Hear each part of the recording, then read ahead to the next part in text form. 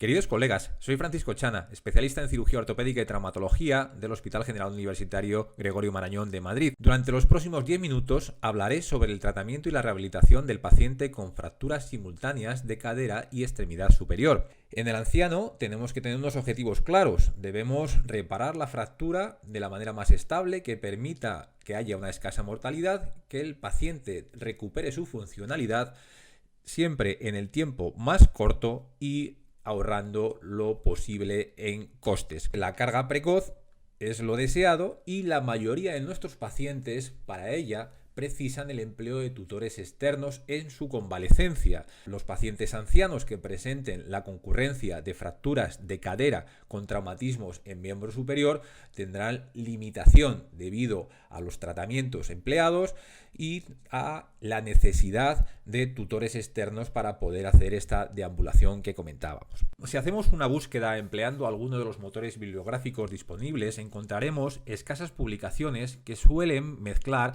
diferentes áreas anatómicas y diferentes tratamientos, tanto conservadores como quirúrgicos. La mayoría de los estudios están centrados en la combinación de las fracturas de cadera con las fracturas de extremidad distal de radio.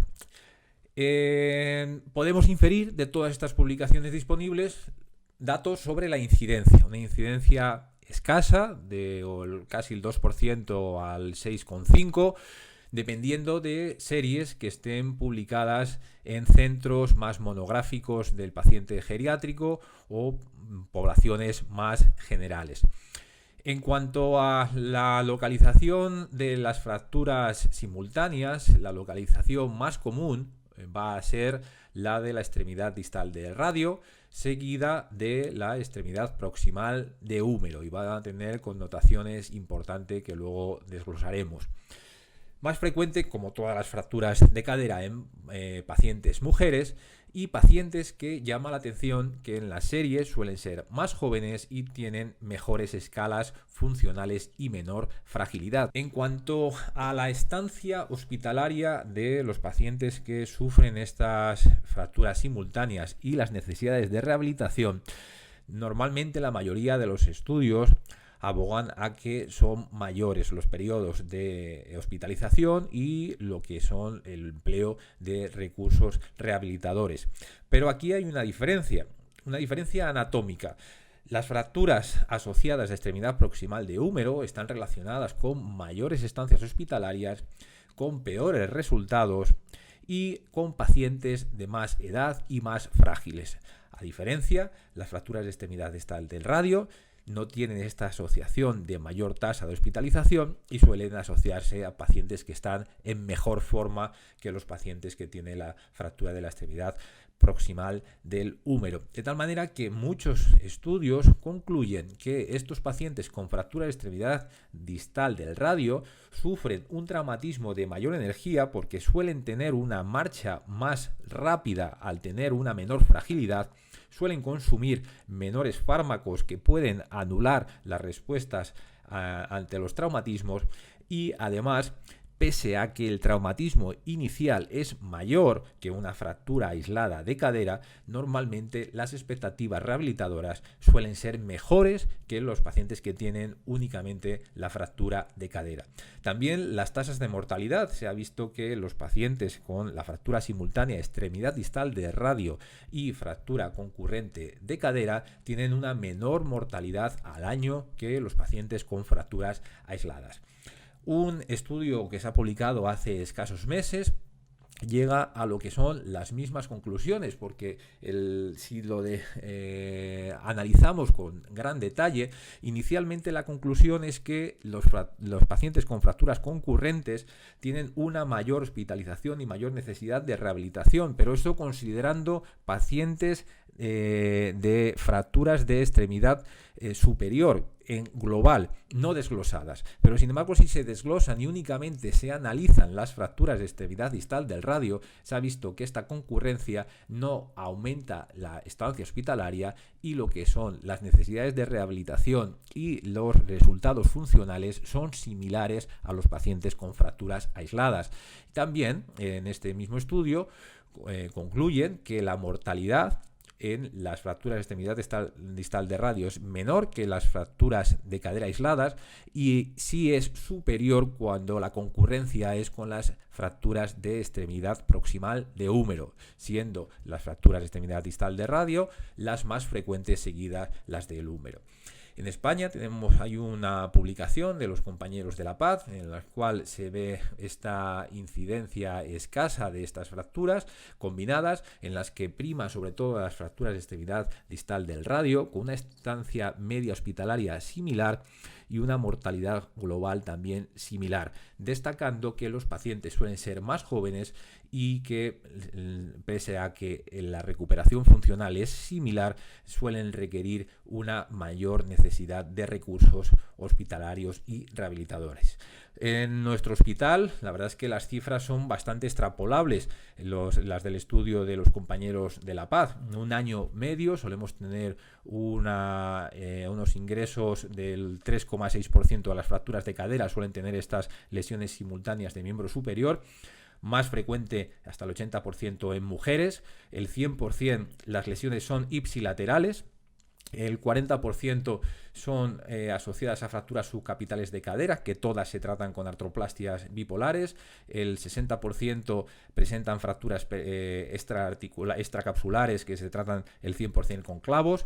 La lesión más frecuente en nuestro hospital fue la de extremidad distal del radio, que se manejó de manera conservadora, y en general se manejan de manera conservadora en pacientes, aunque luego veremos los detalles, y el manejo de las fracturas de extremidad proximal del húmero, que fueron las siguientes en frecuencia, hasta el 50%, un poco más del 50% se manejaron de manera quirúrgica.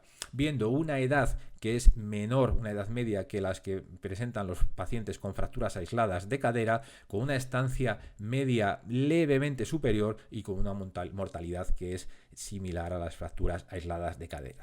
Nosotros como cirujanos tenemos que operar todas las fracturas concurrentes o tenemos que hacer un manejo conservador. La verdad es que aquí hay poco consenso en los estudios publicados. Lo que es claro es que tenemos que enfrentarnos de una manera directa a la fractura de cadera. Esa es la que tenemos que realmente tratar de una manera estable y bien, y luego individualizar cada caso concreto, porque la fractura de cadera es la que requiere un tratamiento exquisito para evitar complicaciones que pudiesen aparecer en el posoperatorio y limitasen lo que es el apoyo del miembro intervenido. Luego el miembro superior dependerá de muchos factores, sobre todo del tipo de fractura y también considerar la edad, porque nosotros de manera conservadora en las fracturas de muñeca solemos manejar la mayoría de las fracturas de pacientes de más de 80 años, y lo cual ocurre con las fracturas de extremidad proximal del húmero, que normalmente más de 75 años habría que valorar un tratamiento conservador siguiendo las guías actuales, pero siempre teniendo en cuenta la globalidad del paciente, el tipo de fractura y lo que son los recursos hospitalarios que tenemos. Referente a lo que es las técnicas quirúrgicas, tenemos que tener en cuenta que las técnicas quirúrgicas a veces no favorecen el apoyo, no nos van a hacer que apoyen ante los pacientes. Por ejemplo, una artroplastia, se recomiendan ejercicios pasivos durante las primeras 6 semanas. No poner una artroplastia parcial nos va a permitir un mayor uso de muletas. Lo mismo las artroplastias invertidas, que no están pensadas para acomodar peso por el desplazamiento que puede ocasionarse en la artroplastia con los modelos actuales. Hay estudios que aconsejan en los pacientes con lesiones de extremidad proximal de húmero utilizar el codo en mayor extensión para limitar lo que es el estrés que puede ocasionar el empleo de muletas. Igualmente, en las fracturas de extremidad distal del radio hay ahora bastante controversia si hacer tratamientos quirúrgicos para favorecer el apoyo o no. Hay varios estudios de biomecánica que demuestran que estas placas están pensadas para permitir movilidad, pero no la carga de peso. Entonces, salvo en algunos pacientes concretos en los que se beneficien de una reducción anatómica, el manejo conservador puede ser el más óptimo. Bueno, espero que en breve las limitaciones docentes acaben y volvamos otra vez a reunirnos, pero de momento animar a la FEMECOT, a estas actividades online para continuar con lo que es la formación continuada en nuestra especialidad. Muchísimas gracias. Muy bien, muchas gracias por la invitación a la FEMECOT, a este primer congreso virtual de ortopedia y traumatología. El tema que vamos a ver en este momento es fracturas atípicas femorales. Bueno, cuando nos oímos esto de fractura atípica femoral, lo primero que nos viene a la cabeza, ¿qué es una fractura atípica femoral? Bueno, una fractura atípica femoral es una fractura por fragilidad, pero el patrón de la fractura es anormal o no es lo más común. Está en la región subtrocantérica o en la diáfisis femoral.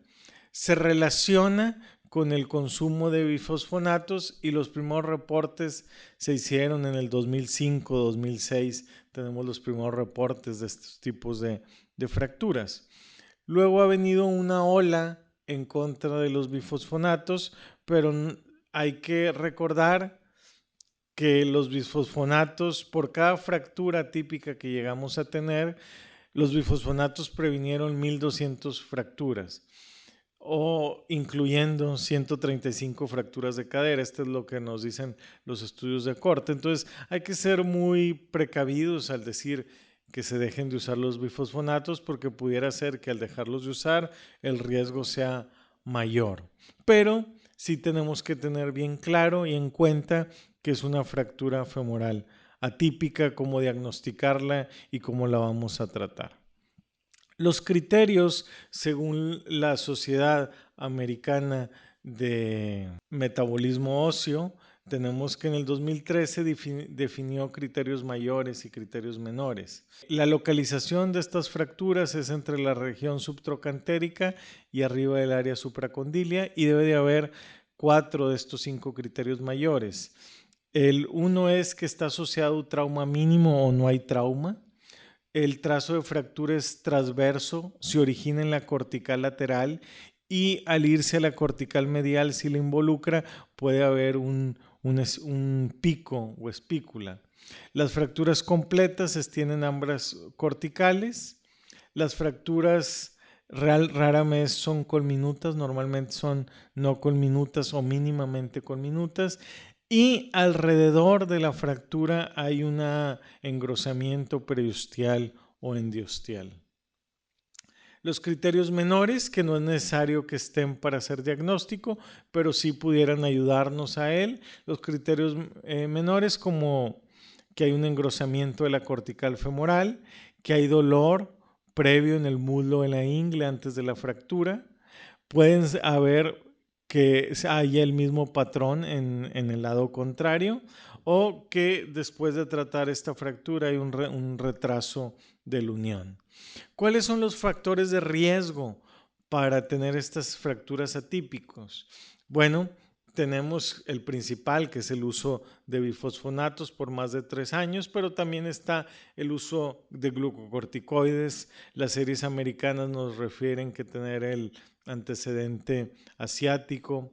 Pacientes jóvenes, aunque son los bifosfonatos para pacientes adultos, pero los pacientes más jóvenes, pacientes con diabetes, que hayan tenido dolor en el muslo o que tengan una curvatura femoral, ya sea en convexidad muy importante, y que puedan alterar la biomecánica de la extremidad. Normalmente, para ver la patofisiología de estas fracturas atípicas, en un hueso normal tenemos la carga diaria por estar caminando, el movimiento. Esta carga llega a la geometría del hueso, a la microarquitectura de él, y hay un recambio de las propiedades tisulares del hueso. Es un recambio que se está dando continuamente. Esta presión por la carga de la fuerza se va a distribuir a través del hueso en diferente magnitud y distribución según la presión que se aplique, y esto es normal que haya unas microdaño en la estructura del hueso. Este microdaño en la estructura del hueso nos da que posteriormente hay una resorción dada por los osteoclastos, hay una formación, hay un recambio de nuevo hueso y esto repara este microdaño y nos hace que hay una hemostasis en el hueso, aumentando las propiedades tisulares del hueso. Las teorías de la fisiopatología de las fracturas atípicas nos dicen que, bueno, en el paciente joven que tiene más actividad pudiera ser una causa de que se produzcan esta fractura. Es un paciente joven tomando bisfosfonatos y esto altera la propiedad tisular del hueso. O también pudiera ser que la forma del hueso no esté distribuyendo bien las cargas. Entonces, un paciente con bifosfonatos jóvenes, con una curvatura normal, además que esté tomando glucocorticoides, aparte de los bifosfonatos. Entonces, todo esto, los bifosfonatos ya sabemos que alteran la resorción, pero si tenemos otros factores como aumento de la actividad, diferente geometría del hueso, glucocorticoides que alteren el metabolismo de la colágena, entonces todo esto nos da a que pudiera haber, no haya una reparación del microdaño en estos pacientes, y al no haber una reparación del microdaño en estos pacientes, hay una alteración de las propiedades tisulares y se hace un círculo vicioso hasta presentarse una fractura. Entonces, ¿qué tenemos? Que se puede presentar una fractura por la alteración de todas estas puntos de la fisiopatología del hueso. ¿Cómo es la morfología de estas fracturas atípicos? Son trazos transversos, las corticales están ensanchadas y se fracturaron con espontáneas o con trauma mínimo. Aquí tenemos unos ejemplos, vean cómo empiezan estas fracturas en la cortical lateral. Es característico que empiecen en la cortical lateral, empiezan pequeñas líneas, trazos transversos. Aquí vean otro ejemplo, en la cortical lateral se empiezan a ensanchar estas líneas, como se ven, que empiezan, y si esto continúa, se ve la fractura, aquí una fractura subtrocantérica. Vean cómo inició en la corteza lateral y vean este pico que les decía, los picos mediales. Entonces, característico de estas fracturas. Incluso después de la osteosíntesis, vean cómo se ve un trazo transverso muy horizontal, perpendicular con el hueso. ¿Cuáles son los datos de alarma para estas fracturas atípicas? Cualquier paciente que esté tomando bifosfonatos y que nos refiera que le duele el muslo, la ingle, es un dato de alarma. Si tomamos radiografías, engrosamiento cortical, hay que sospechar una fractura por estrés en estos pacientes. Pueden presentarse fracturas atípicas en pacientes con prótesis. Está reportado en diversos estudios que claro que se pueden presentar. Entonces, paciente que tiene una prótesis, está tomando bifosfonatos, podemos presentar paciente con prótesis tomando bifosfonatos y tenemos una fractura atípica. Vean aquí la cortical ensanchada y la fractura subtrocantérica con un trazo aquí transverso. O pacientes que inician con dolor en la punta del vástago, tomando bifosfonatos, y esto se puede extender a una fractura periprotésica. El tratamiento de elección para estos pacientes es osteosíntesis. Si tenemos un paciente con un riesgo de fractura inminente, podemos hacer una osteosíntesis profiláctica, y el método de fijación de elección son los clavos intramedulares, femorales, proximales o distales, según la configuración de la fractura. Estos clavos comparados con la DHS está demostrado que tienen resultados similares, incluso Estados Unidos. Aquí vemos con azul cómo ha ido disminuyendo el uso de la placa DHS y el aumento de los clavos intramedulares. Nos ofrecen un menor brazo de palanca y su colocación viene a ser muy fácil, pequeñas heridas.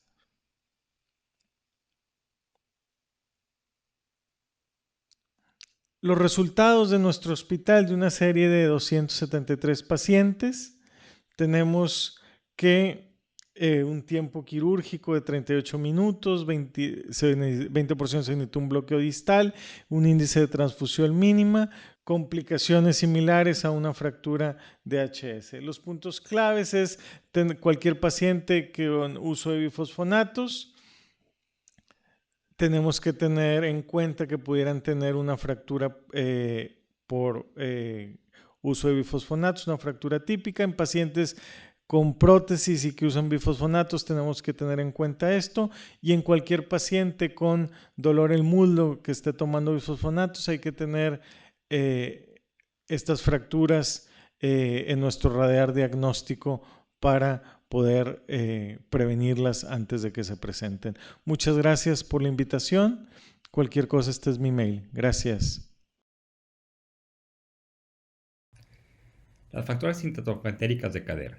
Estas corresponden al 50% de las fracturas de la edad avanzada y van en aumento por el envejecimiento de la población.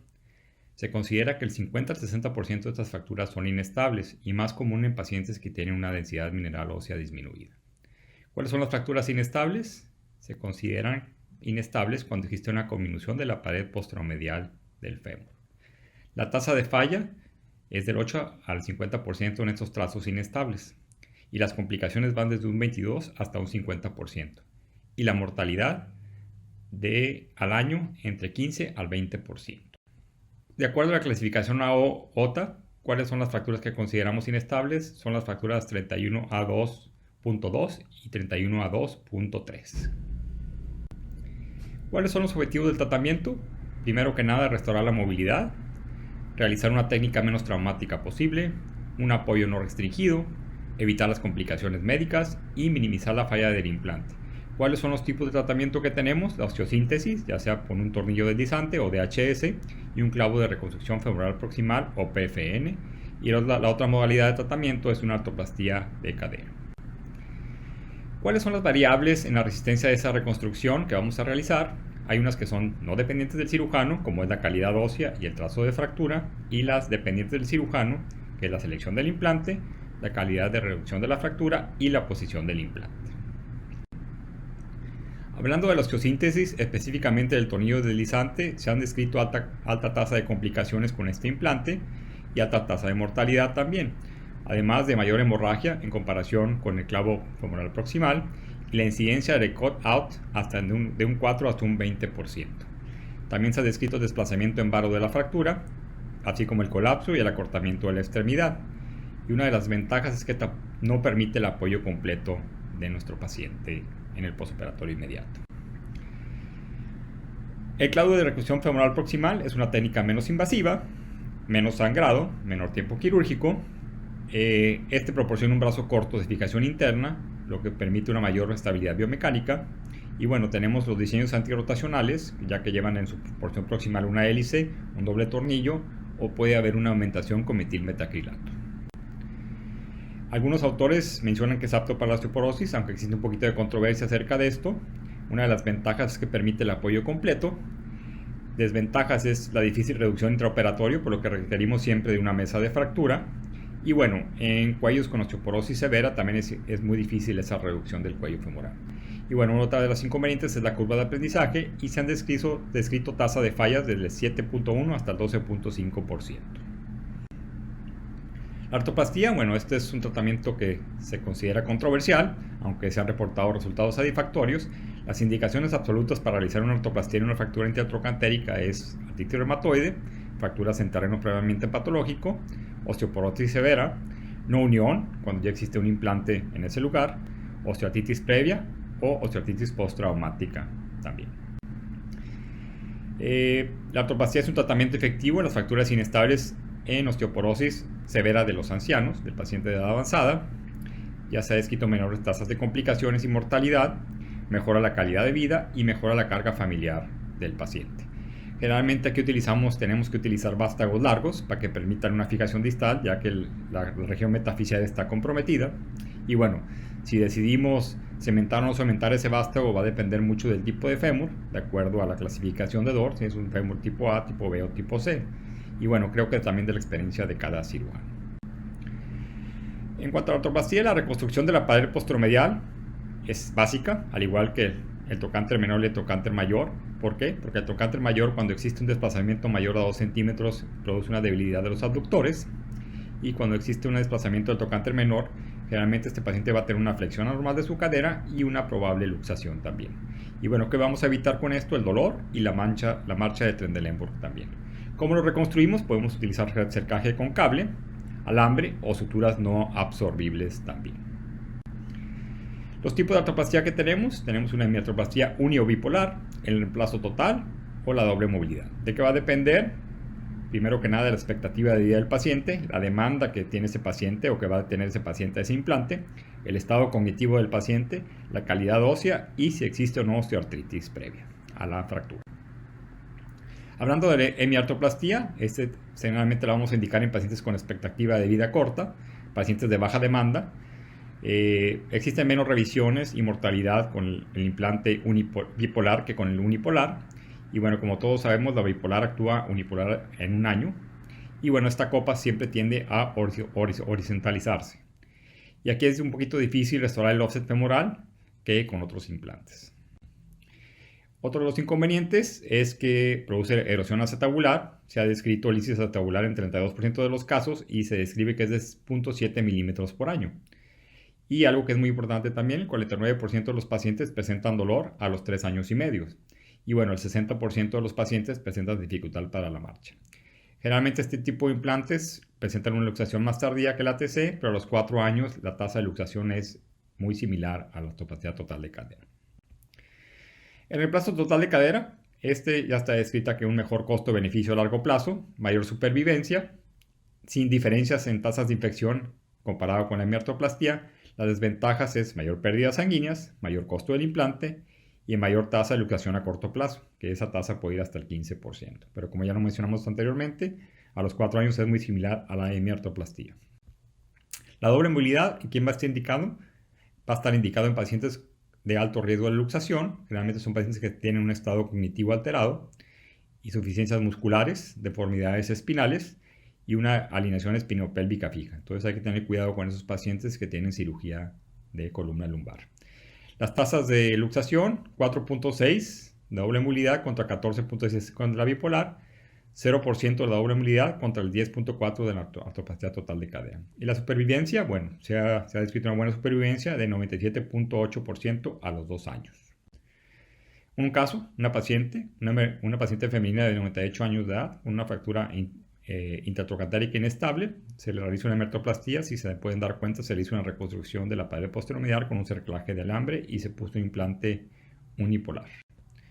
Otro caso, una paciente femenina de 82 años, también con una fractura inestable intratrocantérica, donde se reconstruyó la pared posteromedial con un cerclaje de alambre y se reconstruyó el trocánter mayor con suturas absorbibles. Otros 2 casos, una paciente con una fractura intratrocantérica, donde se realiza una prótesis total de cadera con un implante híbrido, vástago cementado con una copa no cementada. Y en el otro caso es una osteosíntesis fallida, que se reconstruyó con un vástago de recubrimiento poroso extenso y con una copa no cementada.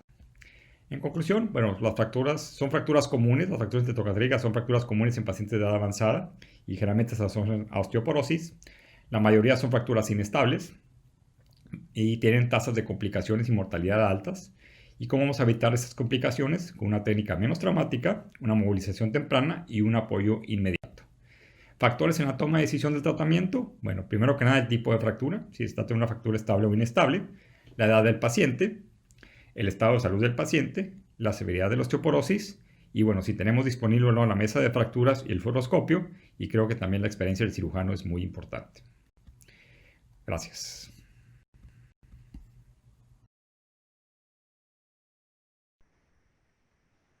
Hi, Simon Mears from the University of Arkansas. A great pleasure to talk to you today. Thank you very much for the invitation for the FEMICOT meeting, the first virtual Congress. Hopefully next year or the year after we can meet in person again. I'm going to talk to you today about augmentation in fragility fractures. Here are my disclosures. Osteoporotic fractures, we all know these are a terrible problem. The bone quality is poor, the fractures are comminuted, and the fractures often lack stability. This has led to strategies for augmentation of the bone to help in repair. And I would like to point out 3 areas in which augmentation can be very helpful. One is in replacement strategies, another is in fixation of bone, and the third is the tempting possibility of prevention of fractures by augmentation. Well, geriatric acetabular fractures are one of the ones we're seeing increasingly, and nowadays these are treated with acute total hip combined with ORAF. This was started by my father, Dana Mears, years ago, who reported on the first series of this. However, it can be challenging. And there are 2 major classifications of fractures treated slightly differently, where augmentation is very helpful. One are the posterior fractures, and the other are the anterior fractures. The complex posterior fractures almost always involve the wall and the femoral head, and very well may have a transverse type of component. You must fix and replace the hip to get a good result. Now, if we do this at the same time, we need to fix the posterior column with a plate and then place a screw, a cup with screw fixation. And augmentation is very helpful in getting fixation of your cup. The plate fixation generally is the easier part. Reduction doesn't have to be perfect, like in fixing a regular acetabular fracture. It needs to make the bone stable enough to place the cup. Now, there can be technical difficulties with cup placement that make augmentation important. One of these is that you are typically using a beanbag, which may shift where the position is, and this can fool you into thinking that your acetabular component is anteverted, when in fact it is retroverted. This is compounded by the fact that the posterior capsule is destroyed often and can't be repaired, leading to higher dislocation rates. So you want to think about using the largest head size possible or a dual mobility construct. But augmentation of that posterior area, often that posterior wall piece is just destroyed and can't be fixed. And if you don't augment, your cup will be retroverted. So you can either use the remnant of the femoral head or a metal augment to place there. The autograft is usually there for you in hand, and that's pretty inexpensive. So I like to cut that piece of bone, anchor it with 2 screws, and then you can start to burr your acetabular shape and use your reamer right into that to shape your new acetabulum, and then you've got great posterior support. Now, the anterior fractures, the head goes medially, and you also get a big void, a big central defect. And often this requires a buttress plate placed through a stapa or ilioinguinal approach. And then the hip replacement can be done usually as a staged procedure a little bit later. And you can use your femoral head bone graft and pack that in. Now you've got a plate, so you can pack right into that and then place your cup, reverse ream, place your cup, augment with screws. So the augmentation here with bone graft can be a very effective way to treat these fractures. Well, what about augmentation of the fixation itself? This has been explored quite a bit, and there are 2 areas where I think it can be helpful, for example. And one is to help in the femoral head with fixation of fractures, and this can be done routinely for intertrochanteric fractures, or more specifically, if you really have a reason to fix a femoral neck fracture and not replace it in an osteoporotic patient. So the use of augmentation with cement in intertroch fractures has been developed, and several studies have been performed on this. This one company's device, you can cement through the blade itself. And they've looked at the results. So while they didn't show differences in walking ability, they did show in Michael Blau's study less reoperations with this type of construct. In another study, 47 patients versus a control group, there was a lower rate of fixation failure in the cemented group and no cutout seen in these. And in a third study, no cement leakage was reported, no failures in 152 cases. They did have some issue with cementing that blood pressure went down slightly during this period. So it seems like this may be helpful. I don't think it's necessary in every intertrochanteric fracture, but if you have one that's really unstable and the bone is particularly bad, this may really be something to think about. The other situation is a femoral neck fracture where you don't really want to fix it, but maybe you have to. There's terrible hardware below that just prohibits replacement, such as in this case. And this is one I did several years ago. And in retrospect, if I did this again, I would use cement augmentation. So this patient had a dynamic hip screw placed, and this thing cut out fairly rapidly and failed. And I think you could argue if perhaps the screw was slightly better positioned and you added some cement, perhaps you put another screw or a buttress as well, or a newer fixed angle device, perhaps this would have worked. Well, the third category is augmentation for fracture care, and this has been done with vertebroplasty, and you can think about this with sacroplasty. So how does this work in terms of augmentation? It has to be done carefully under CT guidance. Any excursion into those neural foramina is a big deal. We looked at, well, did this actually strengthen the bone? A fracture model was developed, and this was in the lab with cadaveric pelvises, and we were able to get a reproducible model for sacral insufficiency fracture, and we injected these with cement. And interestingly, the sacroplasty did not improve the strength of the bone. And that was despite injecting different amounts, putting it in different places. And this was sort of eye-opening to me. Is then pain relief from this due to the heat denervating the bone, or is there some other mechanism? It doesn't seem to be due to stability increases of the bone. Well, what about the idea that augmentation could possibly in the future be used for prophylaxis? In other words, could you inject somebody at risk for fracture with cement or some material to help prevent it? You know, this isn't done now. It's not used clinically. We're worried about side effects of cement, such as heat, hurting the bone. But we did this in the lab. And what were the results? So we augmented one side. We did a series of studies using different amounts of cement. And certainly if you inject a fairly large size of cement, you increase the strength of the bone. But what we worried about is that this can create then fractures around the bone. So the overall strength was increased, but perhaps you're going to lead to further stress fractures around the cement.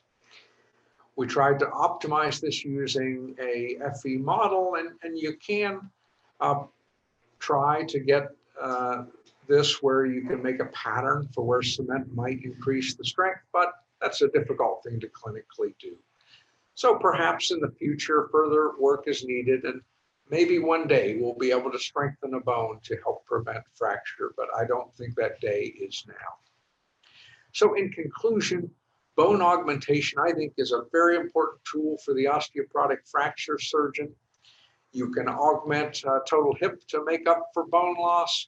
You can augment hip fracture fixation in select situations, and maybe one day we can help prevent fractures by augmentation. Thank you very much for your attention.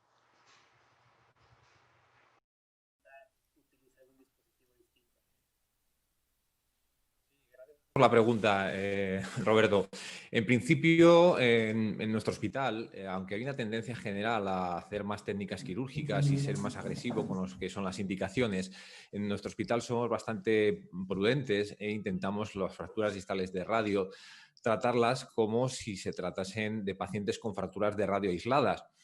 Pues si consideramos que el paciente se va a beneficiar de un tratamiento quirúrgico, se realiza un tratamiento quirúrgico del radio, pero no para que haga un apoyo precoz o para que se ayude a lo que es la deambulación con las muletas, porque la verdad es que las placas de osteosíntesis en pacientes ancianos en estabilidad estable del radio no están pensadas para que se realice una fuerza necesaria para poder hacer el apoyo de las muletas. Están pensadas para hacer una movilidad activa y pasiva, pero no para un apoyo con muletas.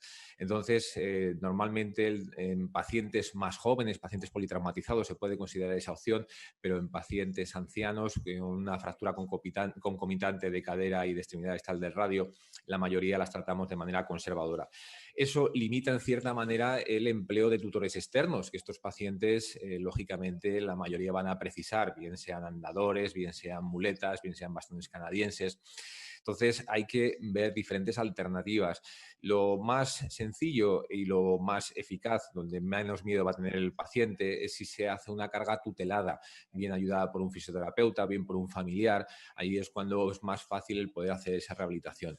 Entonces, normalmente estos pacientes requieren un mayor recurso de procedimientos rehabilitadores y lo que es la estancia hospitalaria inicial y lo que es la transferencia a centros intermedios suele ser un poco mayor. Se pueden emplear también andadores que permiten lo que es el apoyo de lo que es la zona del antebrazo en unos soportes que disponen, y eso también pues, puede facilitar el que deambulen. Perfecto, doctor. Muchísimas gracias. Dr. Mears, do you used to operate more in patients that have concomitant distal radius or proximal humerus and hip fractures, or do you keep the same protocols?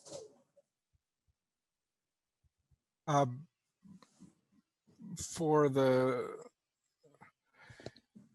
the patients with upper extremity and hip fractures Yes. at the same time. We try to fix those at the same operative setting, if possible, and at times that's impossible if the surgeon isn't, if an expert is needed, perhaps for the proximal humerus or the radius, and they're not available the same day.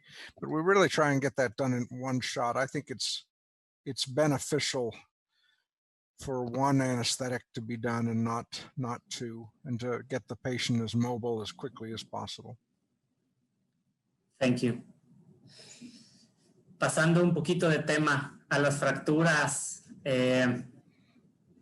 atípicas, que son siempre un tema difícil. Fijan, abierto a todos los panelistas, fijan normalmente la cadera contralateral de manera profiláctica en caso de que se vea radiográficamente alguna zona, aun cuando no tengan dolor, o ¿qué protocolo utilizan? Doctor Vilches. Bueno, como es difícil, tampoco es tan común ver fracturas atípicas, que no se lleve el concepto de que es muy común, es raro verlas, ¿sí? Los casos cuando hemos detectado estas fracturas, muchas veces con el diferir el apoyo y todo, puedes ir viendo mejoría, y en los casos donde hay mucho dolor y todo, bueno, se hace la fijación profiláctica, pero que tampoco se lleve el concepto de que esto lo vas a ver con cada paciente que le das bifosfonatos, porque yo creo que es un grave error. Es algo que alguna vez lo puedes ver y lo tienes que tener en mente, que existe para cualquier paciente que le estemos dando bifosfonatos y se queja de un dolor. Bueno, toma una radiografía y trata de observar, o incluso es más común que una fractura ver las corticales engrosadas, ¿sí? Entonces, bueno, eso nos pudiera hablar, pero realmente son excepciones a la regla. No sé qué otra experiencia tengan, doctor Chana, doctor Darío. Sí, es verdad que es bastante infrecuente, pero es una complicación muy importante en estos pacientes. Una complicación porque sobre todo es un reto quirúrgico. A la hora de hacer los enclavados, pues es bastante tendente a que los enclavados nos queden varizados y eso pues también conlleve una dificultad en lo que es la consolidación de ese foco de fractura. Si hay un paciente que presenta la lesión contralateral, que como bien dice el compañero es excepcional, si hay un dolor importante y unas imágenes radiológicas, pues sí puede ser prudente hacer el enclavado profiláctico contralateral, pero todo dependiendo de la individualización de cada caso. Y luego también lo que es la modificación del tratamiento de la profilaxis de las fracturas. Habría que hacer una modificación de ese tratamiento farmacológico, ya que no hay mucho consenso, pues podría verse favorecido por el cambio a tiraparatida para que se mejore lo que es el estado óseo. ¿Deja sistemáticamente teriparatida en estos pacientes? Posterior a la fractura, ¿sí? Sí. Perfecto. ¿Y qué nos recomienda para evitar ese varo que efectivamente es muy frecuente que nos sucede en el enclavado? Sí, pues tienes que... Claro, tienes que hacer un fresado, una buena reducción, lógicamente, y trabajar mucho el foco de la fractura, porque justo ahí, como comentaba el colega, se produce un engrosamiento de la que es la cortical en el foco. Entonces, si no limas bien todo ese foco de fractura, no te va a permitir el llevar al fragmento proximal hacia su sitio. Ok, perfecto. Muchísimas gracias. Doctor Darío, en las fracturas transtrocantéricas, ¿ha visto usted diferencia entre fijar el trocánter mayor con cerclajes, con alambre o con cerclajes con suturas? ¿A diferencia en el dolor, a lo mejor en la capacidad de marcha, en la rehabilitación? Y claro, Beto, yo creo que es muy importante fijar el trocánter mayor siempre, ¿no? Si no lo fijas, el paciente va a tener dolor y va a tener una insuficiencia del mecanismo abductor. A mí en lo personal no me gusta poner mucho alambre o cables muy cerca de la articulación, entonces trato de utilizar supersuturas siempre, hablando de las nuevas suturas o el etibón, cuando no tenemos supersuturas, para poder fijar ese trocánter. Y hemos tenido buenos resultados, lo fijamos con puras suturas y nos ha ido bastante bien, bastante bien. Y para la pared posteromedial creo que el alambre es básico, siempre fijar esa pared posteromedial para lograr una mayor estabilidad del implante y una mejor función de la flexión de la cadera también y de la marcha del paciente. Perfecto, muchas gracias. Doctor Chana, doctor Viche, abierto para todos los panelistas. En las fracturas complejas de cadera, que cada vez vemos más que tienen trazo basicervical, transtrocantérico, inestable y demás, ¿se van siempre por artroplastía o se van a intentar la fijación? Obviamente, hablando en paciente osteoporoso, totalmente, ¿no? O sea, que son más comunes estos casos cada día. Claro, es una decisión bastante ambigua. ¿Por qué derroteros tomar? La verdad es que una artroplastia puede permitir un apoyo más predecible con una buena fijación diafisaria, bien con un vástago modular, con un anclaje diafisario no cementado que se puede valorar, o con un vástago largo cementado, con las limitaciones que eso conlleva en cuanto a lo que es la orientación adecuada de los componentes, porque no vas a tener una buena referencia anatómica a la hora de saber para darle la buena anteversión del vástago al estar fracturado tanto el trocánter menor como el trocánter mayor. Entonces es una duda que tienes. En principio, si hay una cosartrosis previa, pues hay poca duda, porque te favorece más el empleo de estas artroplastias. Si no tiene una cosartrosis previa, pues probablemente la cirugía menos agresiva sea hacer una preservación de la cadera y hacer una fijación de la manera más estable que puedas, empleando pues sustentación con los tornillos y clavos largos. El tema está que muchas veces el apoyo deseado en estas fracturas tan inestables lo tienes que posponer, no es como una artroplastia que te va a permitir un apoyo en agudo. También una cosa que ha favorecido mucho el empleo de las artroplastias en agudo es la posibilidad de emplear la doble movilidad. Estos cotilos, estas artroplastias de doble movilidad en pacientes en los que puede haber un fracaso del todo el mecanismo aductor, pues podrían considerarse también como una alternativa para hacer de una manera más estable la artroplastia, porque una de las principales complicaciones que tenemos en estos pacientes es la alta tasa de luxaciones debido a esa insuficiencia del aparato aductor. A mí, en mi experiencia, todo lo que son osteosíntesis realizadas con suturas no reabsorbibles, me da la sensación de que me da una menor estabilidad para hacer una restauración de lo que es el aparato aductor. Suelo preferir utilizar grapas. El problema de las grapas es que a veces en pacientes que son muy delgados pueden ocasionarles unas molestias y un dolor en el posoperatorio, y es verdad que hay veces que en el posoperatorio el seguimiento a medio plazo se puede ver como la placa tiene una cierta movilización y el fragmento tiende un poquito también a desplazarse, pero me da una mayor sensación de estabilidad primaria este tipo de implantes de grapas que las suturas simples bien con Netivon o bien con cerclajes, pero eso ya va en cuestión de cada preferencia. Y siempre individualizando cada caso, eso no se puede hacer una generalización, de ahí que todos los estudios publicados pues nos lleven a escasas conclusiones basadas en la evidencia por los casos tan dispares que tenemos que afrontar. Perfecto, muchas gracias. Dr. Mears, in the acetabular fractures that you told us that you normally, do the ORIF plus the acetabular cup with screws.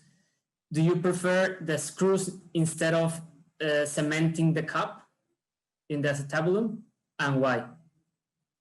Yes, I prefer to use an uncemented cup to give long-lasting ingrowth. I think you could certainly use a cemented cup. How long that will work long-term, I think that would be what I would question, how well you can get fixation. I think it is probably an option you can keep in mind, but I've used an uncemented cup for this. Okay, and do you normally put them on weight bearing immediately, or do you postpone the weight bearing? Depends a little bit how the fixation is, but I usually allow some weight bearing. If there's a complete dissociation and you're fixing with a plate, then I usually restrict and say 50% or some weight bearing with a walker. If there's no plate, if it's just a cup, then full weight bearing. Okay, thanks a lot. Bueno, pues muchas gracias a todos. Thanks a lot for your time.